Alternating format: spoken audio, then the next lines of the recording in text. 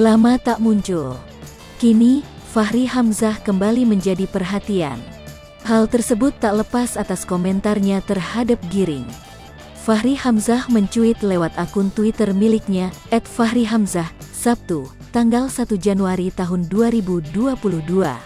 Mantan Wakil Ketua DPR RI itu menulis, "Ada dugaan saya bahwa mikrofon yang dipakai nyanyi dianggap sama dengan mikrofon yang dipakai pidato politik, sehingga terkesan hanya menghibur yang ada di depannya.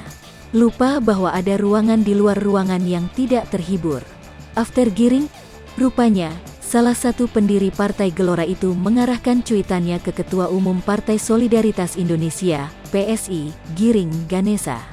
Pasalnya, jelas-jelas di akhir kalimatnya mantan kader Partai Keadilan Sejahtera, PKS, itu menulis tagar-tagar after Giring, sehingga terang benderang, sasaran tembak ditujukan kepada suami Cynthia Riza. Lalu, bagaimana reaksi Giring Ganesa menanggapi sentilan Fachri Hamzah itu? Sejauh ini belum ada respon dari pelantun lagu Laskar Pelangi jebolan Universitas Paramadina itu. Tanggapan justru datang dari para netizen. Ritus Prawiro pemilik akun @ritus_prawiro menanggapi @Fachri Hamzah, menulis, "Maklum, baru belajar bang. Kadang mereka tidak tahu kalau yang mereka lakukan sebenarnya cukup memalukan dan justru berpotensi menghancurkan diri sendiri dan partai yang dipimpinnya. Hanya biar terlihat keren aja di depan presiden. Dia pikir presiden suka yang kayak gitu." Bukannya membahas tentang cuitan Fachri yang menyentil Giring, Mahmudin Syaifi @Mahmudin Syaifi malah mengalihkan topik soal tujuan Fachri mendirikan Partai Gelora.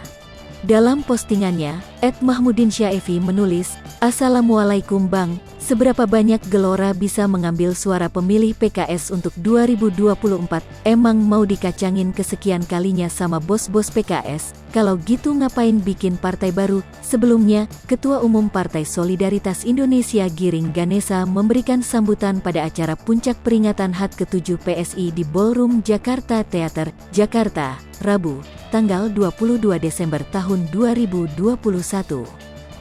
Saat berpidato di hadapan Presiden Jokowi, Giring Ganesa menyebut sosok yang ia nilai tak layak menggantikan Joko Widodo, Jokowi, sebagai presiden. Menurut Giring, sosok yang menggunakan isu SARA serta mempolitisasi agama tak layak menjadi pemimpin Indonesia. Kemajuan akan terancam jika kelak yang menggantikan Pak Jokowi adalah sosok yang punya rekam jejak menggunakan isu SARA dan menghalalkan segala cara untuk menang dalam pilkada, tutur Giring. Giring juga menyebut Indonesia akan menjadi suram jika dipimpin seorang pembohong. Di hadapan Presiden Jokowi, Giring memberikan clue orang yang ia maksud, yakni seorang yang pernah dipecat dari kabinet. Indonesia akan suram jika yang terpilih kelak adalah seorang pembohong, dan juga pernah dipecat oleh Pak Jokowi karena tidak becus bekerja, ucap Giring yang disambut tepuk tangan kader yang hadir. Ia juga menegaskan, PSI tak akan mendukung sosok yang dimaksud tersebut. Giring juga memastikan PSI akan menjadi oposisi jika tokoh yang dimaksud itu terpilih menjadi presiden.